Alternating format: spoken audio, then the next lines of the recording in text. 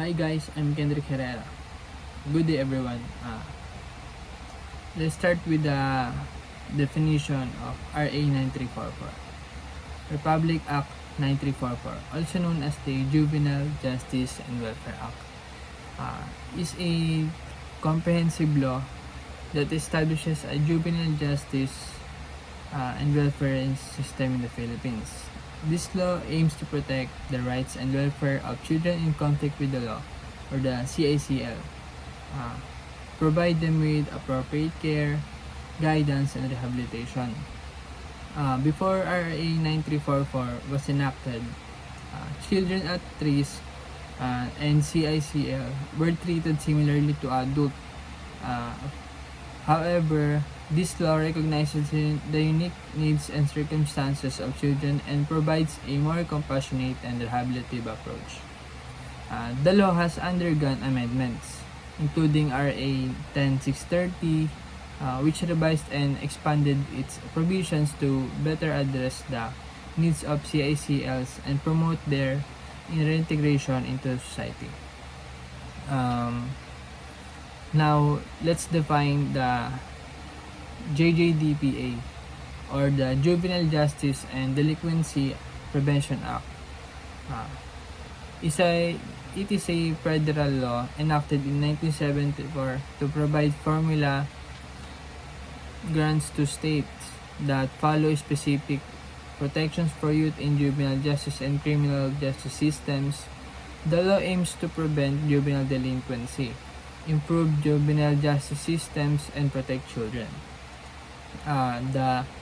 This act also established the Office of Juvenile Justice and Delinquency Prevention, or the OJJDP, within the U.S. Department of Justice to oversee implementation. The law has undergone several reauthorizations, with the most recent being the Juvenile Justice Reform Act of 2018. Now let's talk about their similarities. The similarities between the Philippines Republic Act 9344 and the United States Juvenile Justice and Delinquency Prevention Act. Both laws focuses on rehabilitation over punishment of juvenile offenders.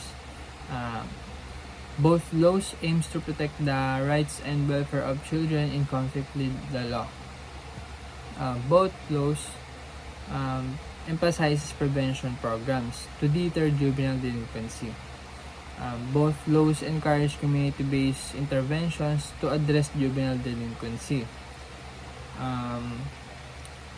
Both laws require separate facilities for juvenile offenders to prevent mixing with adult offenders. Both laws provide for alternative sentencing options such as community service or counseling.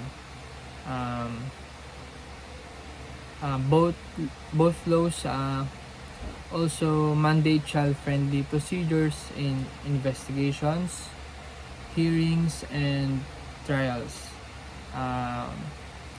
Both laws require consideration of the best interests of the child in decision making. Both laws establish mechanisms for monitoring and evaluating juvenile justice systems. And both laws require regular reporting on juvenile justice statistics and outcomes. Both laws emphasize the importance of family involvement in rehabilitation. Especially, they both aim to facilitate community reintegration for juvenile offenders. So, that's all for the similarities between the RA 9344 and the Jjdpa of the United States. And now, the differences between Republic Act 9344 of the Philippines and Juvenile Justice and Delinquency Prevention Act of the USA is that the RA 9344 covers children below 18 years old, and the Jjdpa covers youth under 18 with some provisions extending to age 21.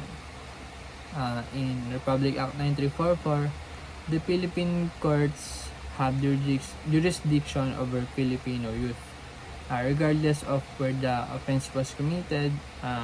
However, in the Jjdpa of the U.S. courts have jurisdiction over youth residing in the U.S. with consideration for tribal and state laws. In the Republic Act 9344, the minimum age of criminal responsibility is 15 years old, 1-5, with exceptions for younger children. In Jjdpa of the U.S., it varies by the state, but typically ranges from 10 to 17 years old. In Republic Act 9344, the emphasis is community-based rehabilitation. In Jjdpa, they focus on evidence-based programs, restorative justice, and family engagement. In Republic Act 9344, they prioritizes prevention programs for at-risk youth. In the Jjdpa, they supports prevention programs with emphasis on gun prevention, substance abuse, and mental health. The Republic Act 9344 prohibits the detention of children below 15 years old. In Jjdpa, they limit secure confinement to violent or chronic offenders. The RA 9344 requires parental involvement in rehabilitation, and Jjdpa encourages family engagement but doesn't mandate parental involvement. In Republic 9344, the funding are implemented by Philippine government agencies.